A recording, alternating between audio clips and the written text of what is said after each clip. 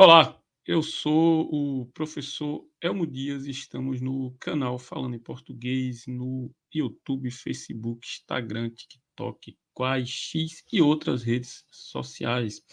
O papo hoje vai ser sobre a guerra e sobre parlamentares brasileiros falando bobagem. Vem com a gente depois da vinheta.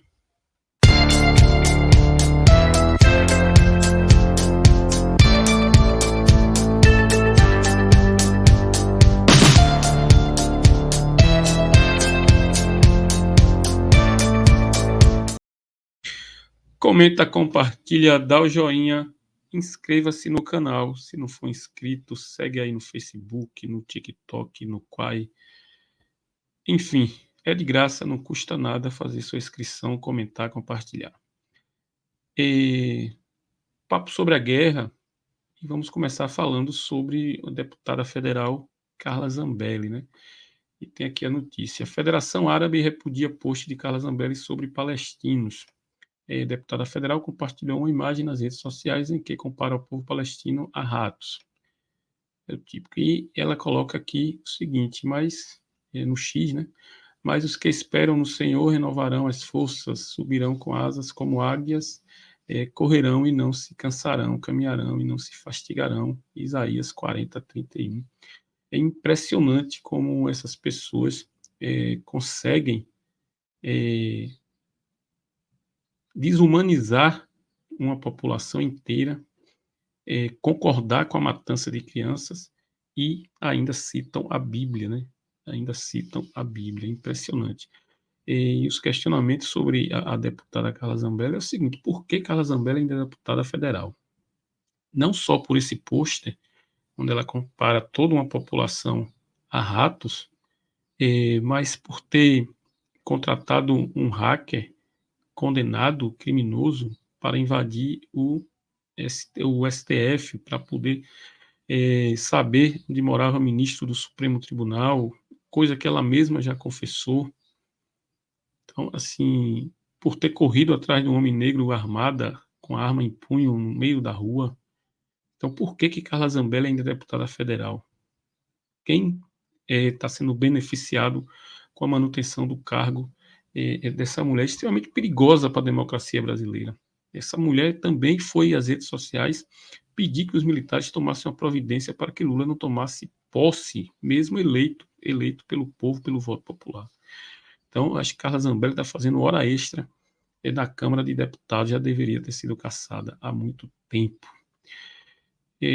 Mais notícias sobre a guerra é a questão de quem pode sair da faixa de Gaza, quem são os cidadãos que podem sair da faixa de Gaza e quem está sendo mantido refém pelo governo de Israel. A verdade é essa: estão sendo mantidos reféns pelo governo de Israel porque os países não se alinharam à matança feita por Israel na faixa de Gaza, o genocídio praticado por Israel na faixa de Gaza. Então, ele mantém as populações desses países, inclusive brasileiros e brasileiras que lá estão, sem poder sair da faixa de Gaza porque não concordam com o genocídio do primeiro-ministro israelense lá na faixa de Gaza, né?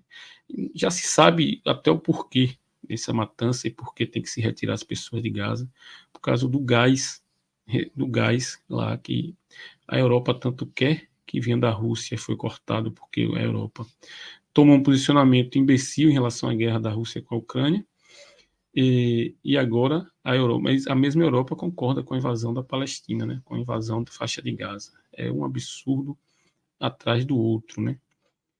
E como não se bastasse essas guerras, até temos as duas mais famosas, uma pouco deixou de ser famosa, a guerra da Ucrânia contra a Rússia, da Rússia contra a Ucrânia, a guerra na Palestina, que eu não chamo de guerra, eu chamo de massacre. Não está tendo guerra nenhuma ali, está tendo um massacre de um exército treinado, equipado contra uma população passando fome e desarmada. É o que está acontecendo na faixa de Gaza.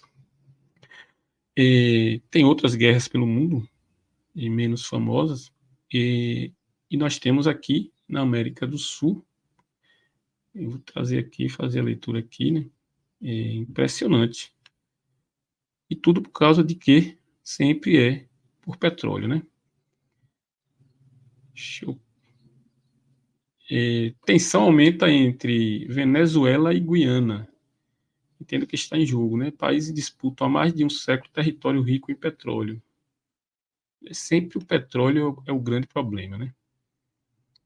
Nas últimas semanas tem aumentado a tensão entre Venezuela e Guiana por conta do território Essequibo, rico em petróleo e alvo de disputa entre os países há mais de um século. Nesta semana, o presidente venezuelano Nicolás Maduro disse que o país vizinho ameaça a paz no Caribe. Medidas tomadas nas últimas semanas são uma afronta à paz em todo o continente. A Guiana torna-se uma ameaça à paz, estabilidade e ao direito internacional em toda a região do Caribe, disse Maduro na segunda-feira, dia 30, durante a transmissão do seu programa de televisão Com Maduro Mais.